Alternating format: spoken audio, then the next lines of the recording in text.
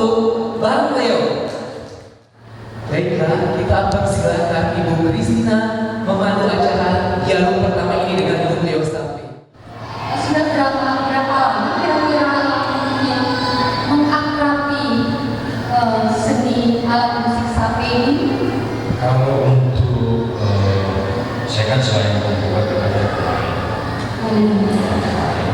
kalau membuat sape itu sudah sekitar 5 tahun terakhir. Ya, kalau saya main udah di lama banget. Berapa tahun main? 10 tahun. Sejak usia berapa? Usia 20. Sekarang sudah berapa kalau boleh tahu? Masih muda sekali. Generasi muda yang mengakrabi alat musik sape, alat musik budaya Dayak. Kebanggaan kita dan harus kita tingkatkan.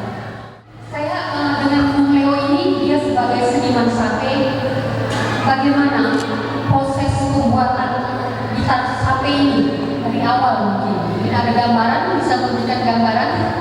Pertama-tama itu sih kita harus memilih kayu yang bagus, yang setelah kayu ini kemudian dikeringkan. Setelah dikeringkan kemudian kita olah sebagai Apa saja kayu apa saja yang biasanya bisa digunakan untuk membuat alat musik sape ini? Kalau kayu itu sih relatif, tapi yang jelas yang biasa kami gunakan di kalbar sendiri cempedak. Kayu apa? Cempedak. Oh, kayu cempedak jadi selain buahnya juga kayunya bisa dimanfaatkan. Iya betul. Buat alat musik sape. Banyak kayu-kayu itu yang bisa kita. Selain kayu cempedak, itu kayu apa lagi? Kalau kayu mahoni bisa, kayu juga bisa, emas juga bisa, kayu-kayu yang kita produksi supaya jelas kita juga bukan tanaman kayu itu sendiri. Kalau ini sampai ini dibuat ini bertahan gas tahun atau sampai puluhan tahun. Banyak hal yang diperlukan dari kayu. Lalu bagaimana menentukan desain dan ukuran sape yang akan dibuat, apakah berdasarkan pesanan atau memang ada hal tertentu yang menjadi faktor-faktor untuk membuat musik gitar seperti ini? Kalau membuat musik di alat musik sape itu kan yang pertama sesuai pesanan. Ya, kita lihat dulu pembelinya siapa, maksudnya dari sebelum berapa kan. Ketika yang memainkan itu anak-anak remaja yang kan ukuran yang khusus ada remaja, pendek, ya, ada kecil. Itu memang ada ukuran tertentu yang kita kategorikan ini remaja, dewasa. Bagaimana kalau produksi sape di Kalimantan Barat terutama, apakah memang menjanjikan cukup banyak order pesanan? Untuk saat itu Cukup ya?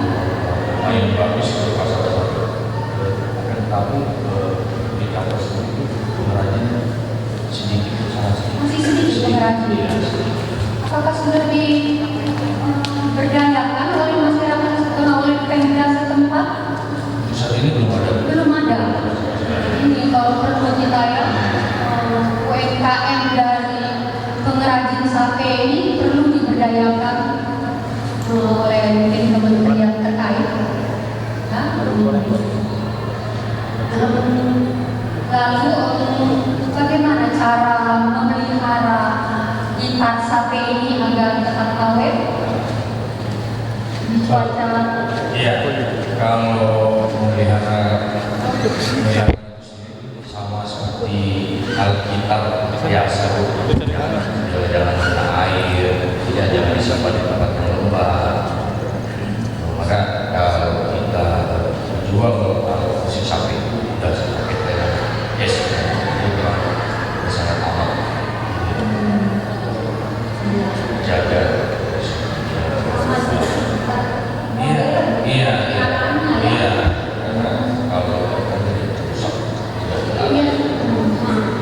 biasa berapa tahun gitu bertahan. Kita misalnya mempunyai petik sapi itu bisa bertahan berapa lama? Kalau masalah bertahan itu sih, saya kan produksi ini baru 5 tahun terakhir. Yang jelas saya tidak, tapi kalau yang sampai ratusan tahun lah, kan ada yang lebih dari itu saya nggak tahu. Cuman saya hanya mengambil sampai dari konsumen pertama, dari tahun pertama sampai 5 tahun terakhir. Ternyata produk yang saya kerjakan masih sangat profit. Jadi itu menandakan bahwa sapi ini 5 tahun itu juga kita merawatnya dengan baik. Saya rasa masih sangat, dari segi kualitas masih sangat baik.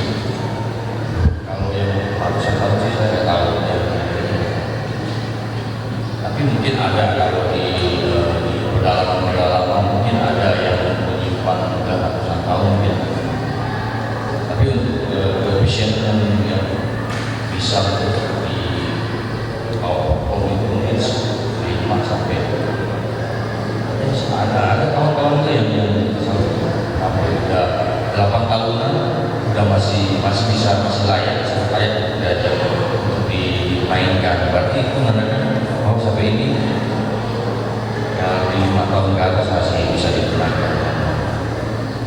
Nah sekarang Pak bisa tahu apa saja kendala dan tantangan yang biasa dihadapi oleh pengrajin sapi, rumah sapi di Kalimantan ini? Kendala sih banyak, sangat banyak. Terutama bagi kami pengrajin kan memang berdiri dengan modal sendiri, ya, berdiri dengan modal sendiri. Dan yang kita tahu bahwa membuat suatu proses sampai ini tidak setiap orang atau tidak setiap bulan pasti ada yang beli. Ya, kendalanya seperti itu, kendala modal yang utama. Karena kita sendiri kan Ini kembali tadi perhatian ya. Ya, ini hanya berawal dari hobi. Iya. Ya, hobi ya. Karena berasal dari hobi. Jadi kalau saya dulu pertama kali buat sapi itu, saya nggak mikir ada yang lihat. Tapi karena saya suka dan karena kecintaan saya terhadap alat musik ini, itu yang saya lakukan. Jadi saya tidak mikir saya buat sapi dan alat ini akan dibeli orang. Saya punya tidak. Saya hanya berdasarkan karena saya cinta dengan alat musik ini. Demikian kita mencintai musik sapi ini dan agar mendapat perhatian lebih untuk para pengrajin sapi ini agar terus bisa berproduksi dan alat sapi ini bisa dipromosikan di luar Kalimantan ya. Ini ya, kemarin ada PR lah bagi kita, kan sering ya kesenian kita diklaim sama Malaysia. Ini bagaimana dengan sapi? Apakah di sana tuh kan ada suku Dayak kan? Apakah mereka juga mempopulerkan alat musik sapi? Berbicara sapi ini menarik. Atas dasar itu juga saya dan teman-teman hadir di Jakarta karena memang saya dengar tema besarnya itu sampai World UNESCO. Tadi berkaitan dengan pertanyaan itu, kenapa penting kami hadir? Karena perlu juga kami menginformasikan bahwa sering kali kita di Indo bilang ini, ayo cepat diklaimkan ini nanti diklaim oleh Malaysia, jangan sampai diklaim Malaysia. Nah, sebetulnya perlakuan budaya sapi dengan budaya Indonesia lainnya itu agak spesial. Karena begini, kenapa ada di Malaysia musik sapi? Karena kaum atau suku Dayak itu memang sudah ada di Sarawak Malaysia. Bukan mereka pendatang, tapi ada suku Dayak di sana. Beberapa suku-sukunya termasuk kaum Bubuk kita kayak Inya, Ibat, Bidayu dan lain-lain. Mereka bukan pendatang.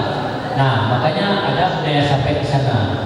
Makanya kita sering menyebutnya alat musik Pulau Borneo. Borneo itu ya Sarawak, Malaysia, tapi tidak ada di Brunei dan Kuala Lumpur itu tidak ada. Hanya ada di Sarawak, Malaysia saja. Kalau di Indonesia di Kalimantan Barat, Kalimantan Utara, Kalimantan Timur. Bang, berarti ini khusus alat musik daya ya. Satu lagi yang Mama Kristina, Mama Kristina saya panggilnya Mama. Nah gini, jadi kan kita pengen ini adanya talk show ini agar alat musik sapi tidak hanya membudaya, mentradisi, ya, tapi sejajar dengan seni tradisi musik lainnya seperti campur sari. Bisa nggak kira-kira nih sapi ini dikolaborasikan sehingga anak-anak muda generasi now ini tertarik? Saya pernah dengar lagu itu Dayak Gandola ya, itu mereka pada tari semua itu lebih familiar. Ada nggak sih Bang kemungkinan tuh sapi itu bisa dikombin dengan alat musik lain jadi mereka lebih tertarik? Iya, oke, terima kasih. Kalau soal kolaborasi, saya sudah memulai kolaborasi dengan musik barat itu dari tahun 90-an. Saya menjadi pemain musik, menjadi pemain sampai itu dari tahun 95-96. Kolaborasinya dalam bentuk apa? Dalam kolaborasi dengan musik barat seperti gitar, keyboard, dan lagu-lagu daerah. Sangat bisa sekali, apalagi di tahun sekarang ini. Artinya di masa sekarang ini perkembangannya jauh lebih besar. Bahkan kolaborasinya bukan hanya dengan lagu pop saja, musik DJ, musik metal, rock, country, udah sangat berkembang. Bisa sekali Bang ya. Sangat bisa. Alhamdulillah. Bergabung dengan musik barat, band dan orkestra. Oke, silakan Mama Kristin lanjut. Tadi kita belum perkenalkan ini Ferry Sape. Ini pengalamannya segudang saya lihat ya. Prestasinya itu dia pernah mengikuti Nanjing Cina ya, Asian Expo, lalu pernah maju ke Iran, ke Ukraina, ke Jepang, Tokyo, Dubai. Wow, ini orang Dayak sudah melanglang buana. Kan Sape. Karena bawa kayu. Bawa kayu ya, tapi bukan di logging ya, bukan di logging kayu, tapi ini budaya seni, budaya Sape sudah dibawa ke berbagai belahan dunia. Bisa cerita nggak ada pengalaman yang menarik selama melanglang buana itu dan bagaimana sambutan mereka dengan alat musik khas Dayak ini? Ya, sebelum saya jawabnya begini gambarannya.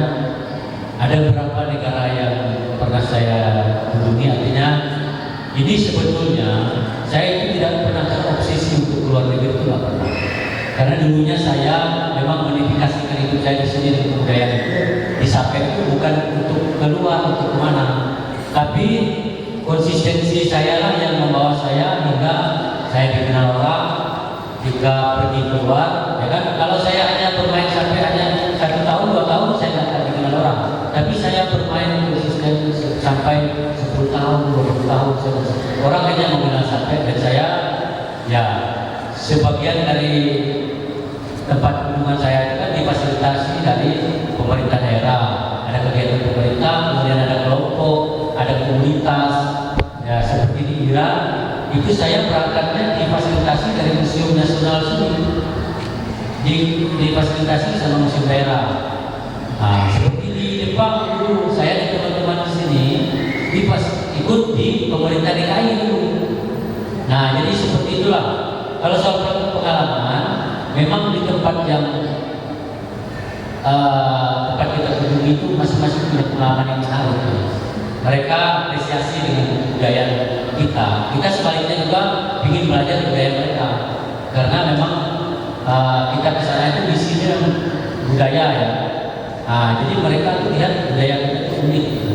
Kita juga mau mempelajari budaya mereka juga, karena itu ada musik kayak musik folklore misalnya, musik rakyat.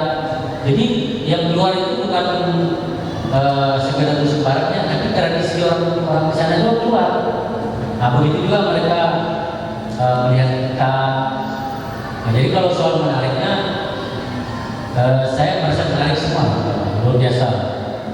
Jadi saya mau kasih gambarannya begini. Soal Sape ini banyak yang harus kita bicarakan. Ini satu dari tradisi Dayak ya. Ini baru kita bicara alat musiknya Sape, alat musik seperti ini. Sementara alat musik Dayak banyak juga. Nah, secara kebetulan juga 2017 itu saya launching Sape ini masuk ke dalam IBTB warisan budaya tak benda.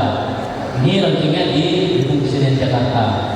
Ini juga sudah diproses di pemerintah daerah dan Kementerian Kebudayaan terkait dengan perjalanan yang panjang sampai begini. Saya mau ceritakan kita semua bahwa kami pernah membicarakan sampai ini, sampai ke Sarawak, Malaysia, kecil. Ini saya merinding kalau ngomong soal ini. Saya udah mau ekspor ke Indonesia, kita mau ke Indonesia ke sana membicarakan tentang sampai ini. Mau dibawa kemana sampai? Apa komitmen kita? Di Sarawak itu tadi berkaitan dengan pertanyaan abang tadi.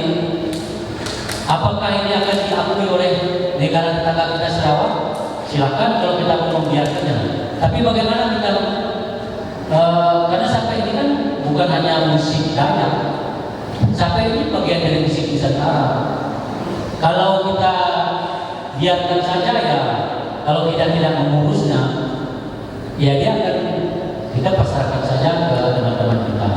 Nah, yang perlu saya sampaikan juga, kami membicarakan sampai ini, bagaimana mendaftarkan sampai ke UNESCO itu pernah, bahwa sampai itu harus diakui dulu di negaranya masing-masing. Sampai sudah diakui di Sarawak, Malaysia.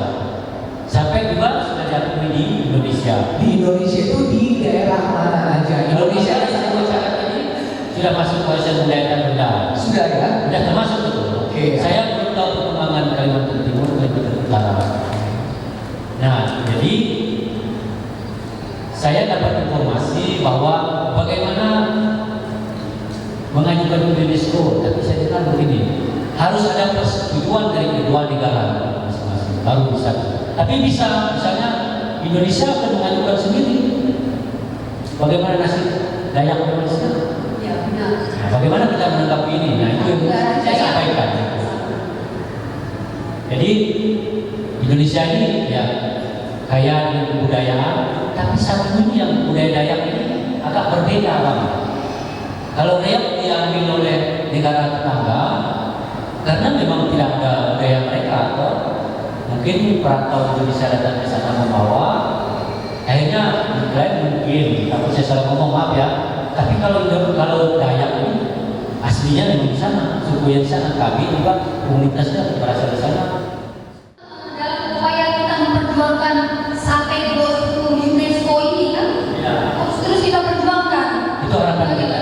Apa sih Bang inovasi lagi nih? Ini kan ada IKN katanya proyek seksi. Sampainya udah membawa gawai Dayak. Dan cuma itu aja perkenalkan juga alat musiknya. Dan bagaimana menekan pemerintah Kalimantan Barat khususnya kan yang punya area itu, di mana banyak petinggi-petinggi Dayak yang sekarang berkuasa. Itu gimana sih mereka sebenarnya? Apa sekedar basa-basi doang? Kita kalau ngomong seperti di Dayak ini skopnya besar. Ada Dewan Adat Dayak, ada komunitas Dayak lainnya. Jadi sampai ini tuh yang saya bilang tadi. Kalau kita katakan ini ada nggak sih inovasi atau apa sih yang mau ada nggak sikap kepedulian lembaga adat itu sendiri atau pemerintah? Susah kita bicara kalau bilang nggak ada dukungan misalnya. Tapi bentuk dukungannya seperti yang saya sampaikan tadi. Belum sepenuh hati, belum maksimal. Karena kalau bikin sesuatu harus ada. Bisa jadi gini Bang, kan ada di Jakarta juga ada baik. Tentu ada divisi kebudayaan, bisa diperjuangkan lewat itu, ya kan? Kalau kita bicara pemerintah, maaf ya memang pemerintah ini punya keterbatasan. Tapi yang seperti ini mestinya kita minta prioritas, ya kan? Betul. Nah harus ada itu aja sih intinya. Kalau mau ini eksis terus menerus, senimannya berkembang, pengrajin juga berkembang, UKM yang jalan, ini diperhatikan pemerintah, harus masuk dalam program pemerintah. Bagaimana caranya? Ya, silakan pemerintah dan memikirkannya. Oh iya, tadi menyambung tadi tentang perjuangan agar musik sampai ini menjadi warisan tak benda ke UNESCO itu sudah sampai di mana? Kalau yang saya tahu itu masih di ranah diakui di status warisan budaya tak benda. Karena kalau di Kalimantan Barat yang sudah status warisan budaya tak benda termasuk Naik Damo,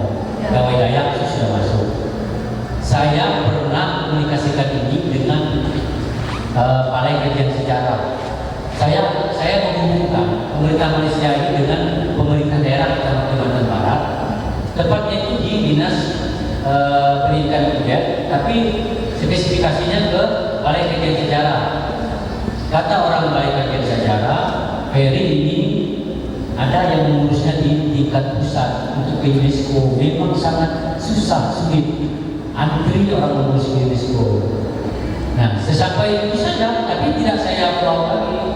Nah, makanya saya mendengar tema ini besar seperti ini. Saya besar harapan saya itu ada yang saya mau pulang.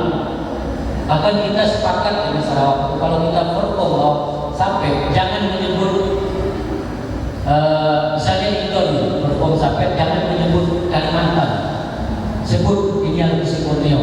Malaysia juga nggak boleh sebut Sarawak. Kita sampai situ kesepakatan kita. Jadi rasanya kalau kita sendiri berjuang UNESCO, ini saya ya bahwa ini harus dibicarakan. Dayak. Ya. Nah, Indonesia tadi sampai itu tadi warisan budaya kebudayaan itu tadi belum sampai ke tingkat lainnya. Mudah-mudahan dalam kegiatan ini kan harapan kita bisa berlanjut. Ya, ini salah satu syarat juga acara ini, talk show ini juga sudah menjadi salah satu syarat untuk kita bisa mengajukan menjadi warisan tak benda UNESCO. Selain itu juga kita harus terus mempromosikan ini dalam bentuk film pendek, ya, dokumenter, buku tentang musik sape ini agar syaratnya menjadi lengkap nantinya. Jadi kita perlu minta dukungan semua saudara-saudara kita budaya ini agar segera alat musik sape ini bisa terwujud terdaftar di UNESCO. Jangan sampai nanti hanya orang Malaysia yang mendaftar duluan. Nah, kita tinggal protes. Seperti biasa kita kan hanya bisa protes ya. Gak hanya musiknya aja, bikin aja kayak model mix gitu. Ya, ini kan kemarin baru, ini contohnya ya, bisa nggak dengan tato tadi, itu kolaborasinya ada. Ini kemarin teman-teman tato, komunitas tato buat event di Sarawak Malaysia, hari lagi Sarawak Malaysia. Teman-teman Indonesia lagi yang di sana, event itu kita bisa join sampai nanti kita dengan mereka. Oh, daya itu, sampai Sarawak ya berarti ya. Sarawak. Tapi bukan di kota Kutingnya, tapi di daerahnya lagi. Nah, ini kerjasama kita kalau bisa join secara swadaya sampai masuk di situ kita joinnya, itu salah satunya. Banyak kolaborasinya. Nanti nextnya mungkin dengan apa tadi winernya udah banyak macam-macam ya.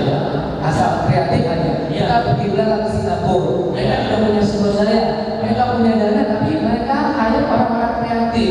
Ya. Makanya mereka bisa jadi. Itu tadi kiblatnya ke Singapura. Ya, seperti itu. Kalau kita lagi di tugasnya itu, nggak hanya sekedar talk show ini kurang nih. Iya, ini saya kena serang di tengah ya. Saya miris, saya sungguh sedih perenyonya. Ini udah kemana-mana, tapi masih swadaya. Kalau saya pribadi, saya nggak mau main belakang. Saya akan lari cari yang mengakomodir saya tentunya. Lanjut, Bang. Terima kasih Budi, tidak Diana. Eksis di Jakarta. Ya, mengangkat ini ada lagi ini dari Ferry harapan dari Jakarta dan talk show ini supaya kita bisa share kemana-mana. Ya, harapannya tetap dihubungkan kepada lembaga atau institusi yang berwenang dalam mengurus ini. Kan ini ranahnya bagian dari musik Nusantara, bagian dari tradisi kita Indonesia ya. Mestinya harapannya ya pemerintah harus mendukung ini dalam bentuk apa? Ya tadi kalau memang perlu ya dianggarkan dalam anggaran pemerintah, pembinaan seniman atau seniman yang berkarya yang contohnya gini, kami menjadi pemain sape beda dengan artis-artis besar yang bisa dibayar mungkin mereka mampu membayar 200 juta, kami hanya sejumlahnya gitu. Tapi pemerintah atau orang-orang besar itu kalau bikin event itu berarti bayar cash 100 juta. Kita ini maksudnya berimbang ya. Pemerintah harus berimbang. Kalau dalam tema festival budaya berarti kita bicara kebudayaan, bisa bicara budaya lokal, budaya setempat, kita angkat. Nah, berimbang dengan penyanyi-penyanyi artis-artis nasional berimbang. Jadi supaya tidak ada apa ya, agak berat sebelah gitu. Itu tadi kalau saya keras ngomong, seniman ini dihargai berapa? Akhirnya kita hidup itu berjuang. Tapi di sisi lain pemerintah kadang-kadang orang-orang yang sudah punya jabatan itu berani kok bayar ratusan 250 juta. Bang, kira-kira berapa sih Bang? Berapa sih Bang kira-kira sekali tampil nih sekarang? Apalagi kan ini kan korong-korong pandemi ya, efek COVID ya. Ada harga nego, harga dalamnya atau gimana?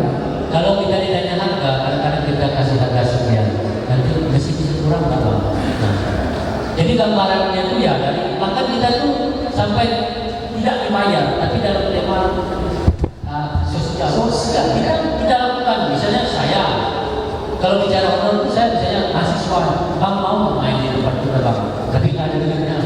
Kegiatan apa? Bilang kegiatan itu. Oh ya, Bang kami cuma punya 200 ribu. Oh ya udah, tapi Abang bisa nggak bawa teman-teman? Oh ya nanti saya tanya teman-teman. Bisa Abang bayarkan? Ya, sulit sekali ya saat ini kan. Ya mudah-mudahan kita berharap dari pemerintah, stakeholder agar mulai merapikan, meng-hire lagi tenaga-tenaga muda ini agar kedepannya seni tradisi terutama yang berkaitan dengan musik tidak terberangus atau diklaim oleh negara tetangga. Katanya nanti ada kolaborasi atau apa mau memperagakan? Ya, Oke. sedang menunggu EM sekarang ini. Nunggu Bang EM ya? Ya. Oke. Nanti akan berduet dengan Ferry Sampai. Kita selesai itu Oke, nanti ya. Habis pertanyaannya. Ya, dan nanti Oh ya. kita ambil lagi loh. Ya, masih